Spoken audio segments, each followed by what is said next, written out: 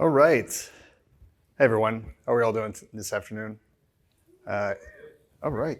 Good to hear that. I hope everyone is having a fantastic conference. Kind of wild that we are coming to the end of the second day, but I appreciate you spending your afternoon here with me. I'm looking forward to speaking with all of you. So today, appreciate it again for joining me as we talk about how to create a holistic data product to drive performance and revenue, or as we call it at Condé Nast, graphite. So just to kind of give you an overview of the things we're going to be discussing today, I'm going to go through a brief introduction of who I am, what we do at Condé, some of the things we've been working on over the past 2.5 years or so, and then as well as a brief introduction to our plans, our decision-making behind why we decided to proceed with the project to build graphite. We're going to touch on the data integration, the architecture of the data product. We'll go over some real-world use cases and success stories that we've seen really in the recent past, over the past month or so. Talk about the future directions and some opportunities we see for graphite. Going to rehash all of that, tell you again about what we talked about, and then I hope to leave some time at the end so I can answer any questions that any of you might have. So again, real quick, we're going to talk about myself, who I am, Condé, our data platform that we call Evergreen, and then Project Graphite. So hi, I'm Zachary Bannor. Please call me Zach. Zachary is reserved for legal forms and for when my mom was angry with me as a kid. I really hope that we are not going to get into any of those places today in this talk. I am a data engineering manager at Condé Nast. I oversee 2 teams at Condé, one being commerce, and you can think of that as all things associated with our affiliate sales. My second team is product performance, and you can think of that as how do we determine engagement with our products. By products, I mean our content, our articles, our video assets, podcasts, social media posts, really any piece of IP that we have. So pretty cool position to be in, right? I get to oversee teams that deal with what we project to be the fastest area of revenue growth for our company, as well as the core of who we are at Condé, the foundational aspect of our business, which is our IP, our content. In addition to this, I have worked very closely with our partners at Databricks and with our infrastructure and platform engineering teams to ensure that we are consistently building in the right direction, adhering to best practices, and really continuing to deliver value to the overall organization through our enablements through our data platform, Evergreen. I've been with Condé for a little over 2 years. It feels sometimes like I joined just yesterday, but it has been a fantastic experience. I have learned a tremendous amount, met some very cool people, been able to provide value to the business, and solved, I think, a lot of very interesting problems. So what do my teams do? Essentially, we build data pipelines. I mean, shocking as a data engineering team, right? But these pipelines support our content work streams and our affiliate sales work streams. Through our work, we support analytics, so we can actually report on the performance of our products and how much we are generating through our affiliate sales. We also use this information to drive machine learning use cases, as well as data science use cases. Who are we at Condé?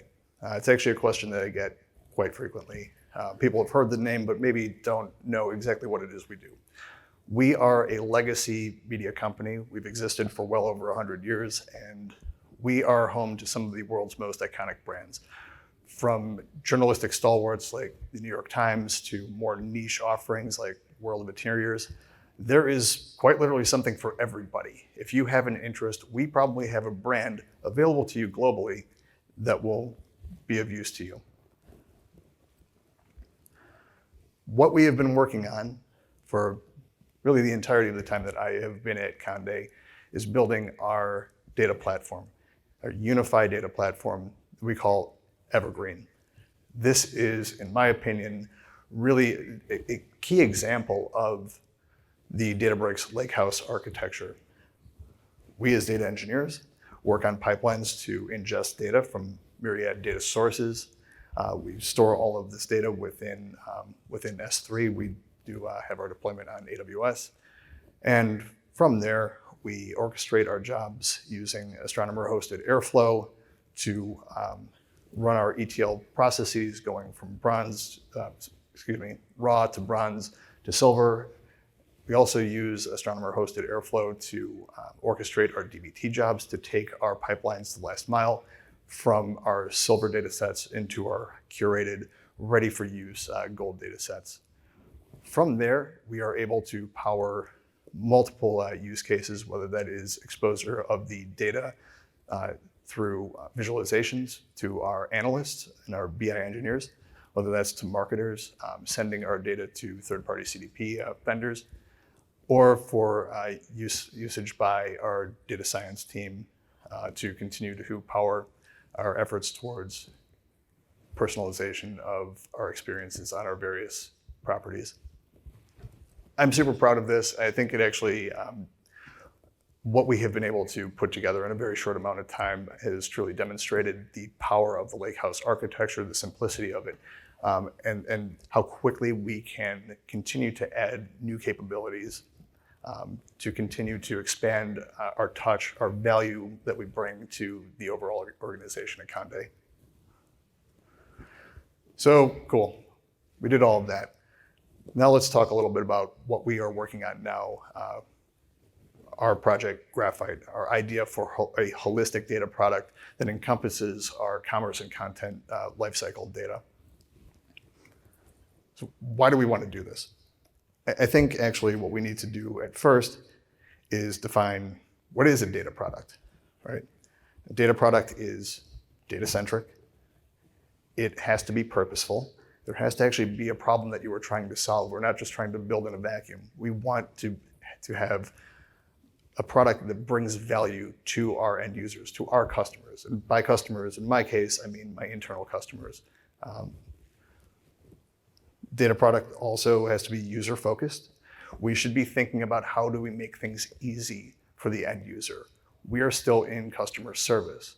We want to make things accessible. We want to make things available. We want to provide value to our customers. We want to generate actionable insights. This is a key piece of building a data product. We want to be able to use what we generate from our data sets, from our ETL pipelines, to be able to drive action, to be able to drive decisions. And of course, as all things, this needs to be automated. It needs to be scalable. We ingest huge amounts of data on a daily basis. We need to be able to scale to our global markets. We are a global organization. There are people all over the world who are using our products, who are engaging with our content around the clock. This solution needs to be able to scale to that size. Let's take a moment to talk a little bit about really super high-level overview of our content and commerce lifecycle. Essentially, we have a user that could be a consumer of our content. It could be an editor who is preparing to publish new content. Through their actions, these events are recorded. They are ingested into our data lake, Evergreen. From there, we create analytics reports. We, as I said earlier, drive machine learning use cases and data science use cases. And through all of this, we hope to make money, right? We want to drive revenue through all this behavior. On the surface, this seems very simple. Let me tell you, it's not. It's actually much more complicated than you see on the surface. In the previous state, before the advent of Graphite, what we saw was that data existed in many different places. It was very difficult to find an answer to a question, right? You have data that exists in tables kind of throughout the data lake house, and this led to a position where there was a requirement to do complicated joins across many different tables. This, in my opinion, built a barrier to use for some of our data sets. You had to be SQL literate, if not SQL fluent, to be able to answer questions. This immediately means that a non-trivial number of our end users, or maybe non-technical people, could not access the value that we were bringing to the organization. They could not access the data to answer questions that they might have. Complex joins are expensive. We were running these over and over and over again. I think, like everybody, we are in an era where we want to optimize our pipelines to run efficiently, performantly, not spend too much money on it. Again, this all resulted in data being very siloed. I noticed that people would have to really rely a lot on tribal knowledge of who knows what data exists where and how do you get to an answer that you've been to a question that you've been asked. This is just really inefficient, and it's kind of unfair actually to new joiners of the organization. It's unfair to my customers. They were not able to access data that they needed to do their jobs quickly. In addition to this, what we saw was there was not exactly a single source of truth. There might be various answers to a single question. I think that this inherently, unfortunately, degrades sometimes the trustworthiness of the data that we are providing. There has to be a single answer. Truth is universal, in my opinion. There is a fundamental truth behind everything, and we need to be providing that to our executives, to our business stakeholders, to our end users. So that kind of brings us to the why did we want to build Graphite? First and foremost, we want to democratize our data. We want data to be immediately accessible to every user of our system, irrespective of their technical abilities. We want to be able to provide a single source of truth. Providing trustworthy data assets to the organization is paramount to me. I think this is not even an issue of operating within the business world. I think this is an issue of just life in general. Truth is important, honesty is important, transparency is important.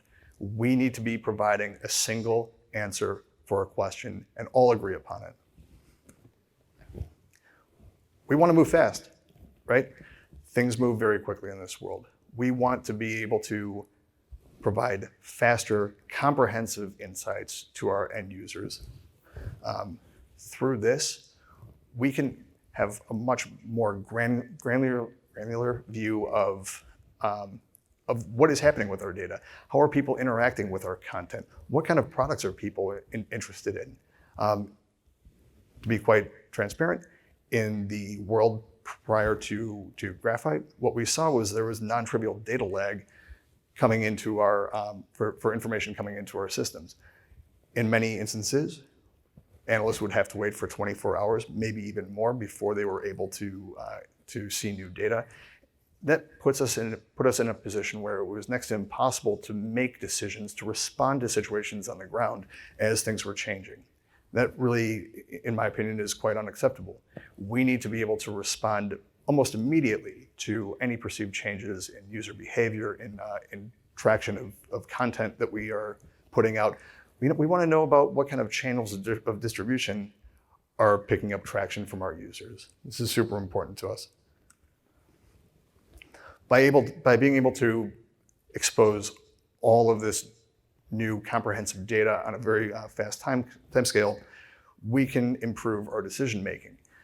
Not only can we do that, but we can also have conviction in the decisions that we make because it is backed up by data. We are not operating on just gut feelings. We are saying we have numbers to support the decisions that we're making. And I think that makes us all feel really good. It allows us to trust the decisions that we're making. What I'm going to come back to multiple times in this talk is we want to make things really easy for our end users. We don't want people having to write and run complicated queries. We don't want people to have to necessarily be SQL literate to access value from our data. We just want to provide a relatively seamless experience for anybody who wants to interact with the data that we are ingesting, transforming, and then exposing to the end user. And really, we wanted to take a first step in building a complete data product.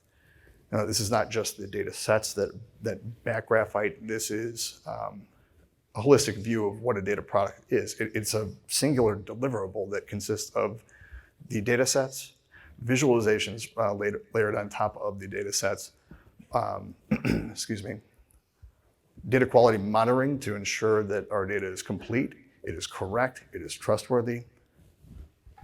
We also want to make this as extensible as possible. We want to build it in a modular way. What I kept thinking about during the beginning of this project was really about the fundamentals of software engineering. We need to make this easily extensible, configurable, easy to use, and then also modular in design so we can swap pieces in and out. If something breaks, it's not breaking the entire system. It is only affecting the singular piece of graphite. So with that, let's move on to talk a little bit about the data integration and architecture of graphite. Start off every project with having a set of requirements, right? We wanted to make this fast. Again, we were in a position where we were having 24 plus hours of waiting for data to come into our platform.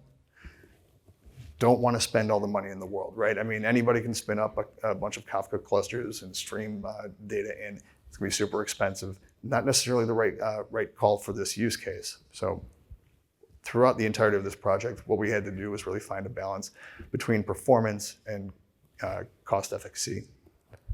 And again, back to the central point of make this easy. Make it really, really easy for the end user. So to talk a little bit about just the high-level architecture of graphite, there are two major data sources for all things graphite. That is the editors in our CMS, which we call Copilot. That is where all the content data comes in, and there's also some product data. And then our traffic data that really is just tracking user behavior that comes in through our first-party tracking system based on Snowplow. All of this then gets funneled into Evergreen, where it is transformed into modular silver level tables. From there, we use incremental DBT models to, again, take the data sets at the last mile to the gold data sets. Now we have the usable data sets for graphite. From there, that data is used to sync with internal applications, as well as layered visualizations on top of it for use by our stakeholders, our analysts. But the added layer of feeding all this now back to the editors so they can see in close to real time the performance of the content that they're publishing. Not only can they see that, they can start to see the performance of products that are being listed through our affiliate links on the pages that they're getting set to publish. So now they're in a position where they have information to pull the correct levers to push a specific type of content, to push content to a specific distribution channel, to add affiliate links with, with products that are going to be of use, that are going to be interesting, that are going to be attractive to our customers. So what do the data sets of graphite look like? Pretty simple. So on the commerce side, everything is viewed through the lens of the product ID. On the content side, everything is viewed through the lens of a content ID. And content ID could apply to an article, it could apply to a video asset, it could apply to a podcast, really any piece of IP that we are pushing out that's going to have a content ID. We also wanted to expose this information just over the last 24 hours. Like, hey, is this article about Marc Jacobs' red dresses really picking up traction? And if so, is that what is the timeline of that happening? So again, we can feed this back to our editors so they can start to push the gas on putting out more content similar to content that is gaining popularity. We also decided to have a lifetime value table for both of these pillars. It's a really easy place to go to see the performance and sales of a product over the entirety of the lifetime that it has been available for purchase through affiliate links on our various properties. Same thing goes for the content pillar.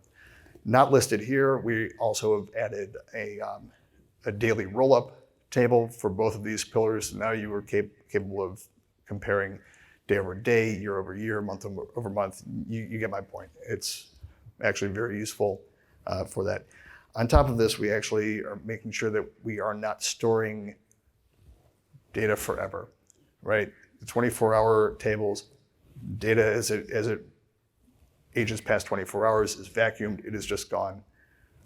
With the lifetime value table, everything is just viewed from the content ID level or from the commerce ID level. So really, like, you actually don't have a particularly large table. You do have changing values repeatedly, but the size of the data doesn't really grow that much.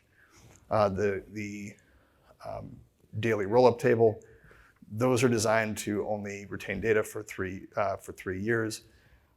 Those are going to be the largest of the data sets, but still well within reason. Nothing crazy, nothing that's going to break the bank.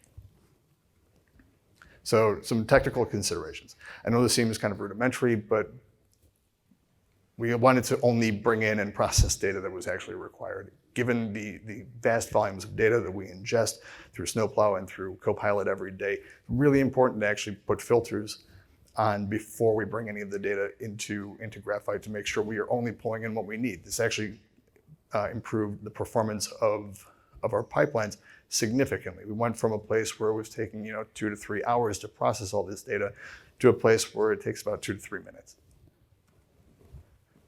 dbt is a core piece of our overall solution. It is very simple to use. It is easy to implement incremental models, and for analysts and anybody who is comfortable with SQL, readily accessible. As an organization, we have decided that philosophically the correct decision for us is to move towards a fully serverless environment. We should not be in the business of maintaining infrastructure. We should be in the business of doing what our actual business is, and that is providing high quality content to our customers. Some other technical considerations and kind of more of the same. So we adopted Databricks serverless SQL warehouses almost 2 years ago. We were a very early adopter of this, and quite honestly, they've been fantastic. Performance is great. The reduction of cluster spin-up time to seconds as opposed to minutes has really allowed us to improve the performance of our processes and pipelines.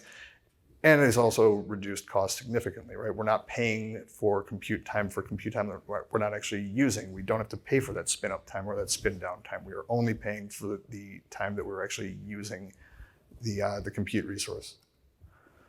Same goes for serverless workflows.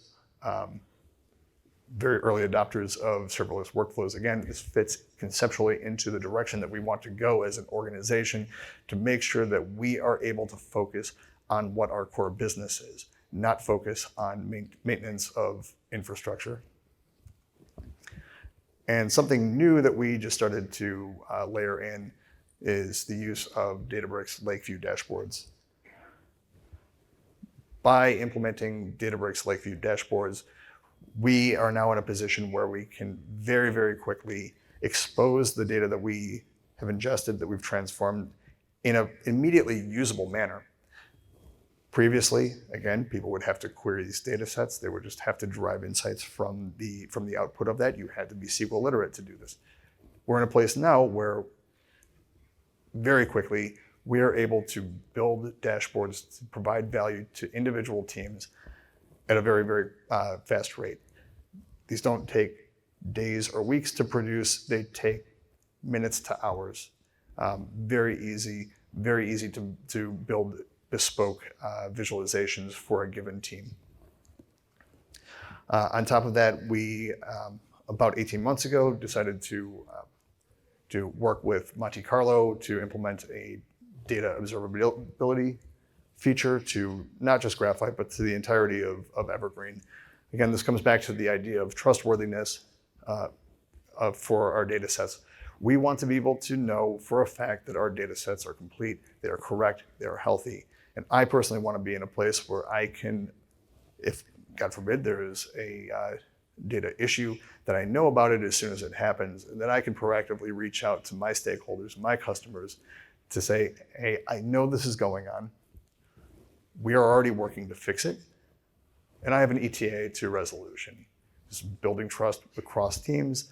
This is making people feel really pretty good about what we're producing, that we have their livelihoods, we have their workflows in mind. We just want to make things easy. I want everybody to be as happy as possible at their job. I want people to have a really good day in the office while they're doing their work. So, cool. Let's move on to real world use case and success. So the big coming out party for Graphite was this year's Met Gala. Met Gala for us, it's our Super Bowl, right? It is an event that drives a huge amount of traffic, a huge amount of eyes on our content. I mean, it is a super important event for us as an organization. So in years past, because of the lag in data entering Evergreen, we didn't have a great concept of how our content was performing during the live event. We had to basically wait 24 hours to reconcile everything, and that doesn't allow us to make decisions on the fly to adjust the content that we're putting out. Again, the affiliate links that we're placing on our websites, just not a cool place to be. With Graphite and Databricks Lakeview dashboards, we were able to build a live dashboard to expose in near real time the video impressions that were being received on a per minute basis, the ad impressions that we were seeing on a per minute basis. And now this allows us to get to a place where we will be able to not only understand the performance of, say, a video asset, but we'll be able to understand the performance of a video asset given a specific timestamp within that video asset, or the scroll depth on a page, or the amount of time somebody is listening to an audio asset. This will allow us to really fine-tune the content that we are providing to our customers, to fine-tune the affiliate links that we are feeding to them. Again, back to the Marc Jacobs dress example. If timestamp 2 minutes 37 seconds on a video, somebody mentions a Marc Jacobs red dress, and we see that viewership ticks up significantly, well, maybe we want to start putting affiliate links for similar products. Maybe we want to start to publish more content around similar topics. It really gets us to a place where we are able to have a very, very, very low level view of the performance of our data. And I think that's super cool. So, future direction and some opportunities. Coming back to the place of, I want to make it easy. I want to make it even easier for people to use our data product. So we want to begin to be able to layer in some AI capabilities. We want to be able to suggest data points of interest to analysts. Maybe they didn't think of it. Like, hey, you're looking at viewership of a video asset during the Met Gala. Maybe you're interested in this audio asset. We also want to begin to layer in query building assistance for our non-technical users. This is back to the concept of wanting to democratize our data, to the concept of wanting to be able to provide value to all members of the organization, not just the SQL literate ones. We want to continue to improve the feedback loop to our editors so that we can provide them more insights on a faster cadence so that they can actually make adjustments to their workflows on the fly. Similarly, the natural language querying capabilities, make it easy, make it easy, make it easy. Allow the non-technical users to access the data that we have ingested and transformed. Allow them to gain from the value that we are providing to the organization. We also want to move to a place where we are starting to use this for predictive analysis. On the commerce side, I fundamentally believe that every click has an intrinsic value. What that value is, I mean, I think that's a question to be answered, but we want to be able to start to project revenue based on a proxy measure. In our case, I think we are going to look at click behavior. We want to be able to predict user engagement and content performance. I mean, it's going to help us plan for the future. What kind of content should we lean into producing? And as a corollary to all this, we eventually will be using Graphite to power a streamlined work planning tool that is not an immediate piece of work, but it is something we are going to be starting on in the next 3 to 6 months. Furthermore, we want to continue to show the value of what we've built, not just for Graphite, but for all of Evergreen. We want to establish patterns through which we can start to expose the data that we have contained in Evergreen, in Graphite, to not just our CMS applications, but to all of our internal applications. I think that data is the foundation of decision making. We should be able to expose the insights that we generate through our platform to all members of the organization, irrespective of their work function. Part of this is establishing a pattern for API access to our Delta tables that exist, again, not just within Graphite, but within Evergreen as a whole. And through this work, I think we'll be able to start to expose the data that we have in Evergreen, not just to our internal applications, but to also be able to feed a lot of this back to any external applications. So I see this as not just being even a holistic data product about commerce and content lifecycle data. I see this as being a revolutionary change within the organization of how we view data, how we view data being of value, being a foundational piece of everything that we build. And I am extremely excited for the future and to see all the cool things that we can build with this. So to wrap things up, Graphite, maybe I'm biased, but I think it's an organizational change. It is a holistic solution for commerce and content management, really something that we have not seen up until this point. It contains simple, insightful visualizations that provide immediate value to all members of the organization, not just the technical ones. It is endlessly extensible. Maybe that's a little hyperbolic, but we have designed this in a way that it can expand to virtually any use case that pertains to commerce or content data management. And beyond that, it's also about telling a story to the entirety of the organization that data products are really the future of how we provide value, of how we demonstrate value from our data, that we can make things easy to use, we can make things performant, we can balance that with cost efficacy. I see an incredibly bright future ahead of us with not just Graphite, but the entirety of the strategy of moving to a place of making holistic data products. I get to be up here and talk about all the cool stuff we did, but I do not operate in a vacuum. I would be remiss in not mentioning some very important people. First and foremost, Nadia Esman, VP of Data Solutions Engineering, the executive behind really the entire concept of making data products and using that to demonstrate value to the organization. Reena Sinha, my colleague, compatriot, friend. Without her and her enthusiasm, positivity, and nonstop work to gather use cases for Graphite, really wouldn't have gotten off the ground. Huge thank you to Rahul Kumar and David Boyd. They did all the actual work. They built the entirety of the content pillar. It was a huge amount of work that these two accomplished in a shockingly short amount of time. Case in point, the Met Gala use case, they built this thing from start to finish in about 10 working days. And I think that actually demonstrates the power and the value of the Databricks ecosystem and the Lakehouse architecture, that we were able to move so quickly. And also a huge thank you to Shankar Ganesh Shanmugam. He is heading up the commerce pillar. Without him, I would be absolutely lost. He is an amazing engineer, amazing person. I'm very fortunate to work with him.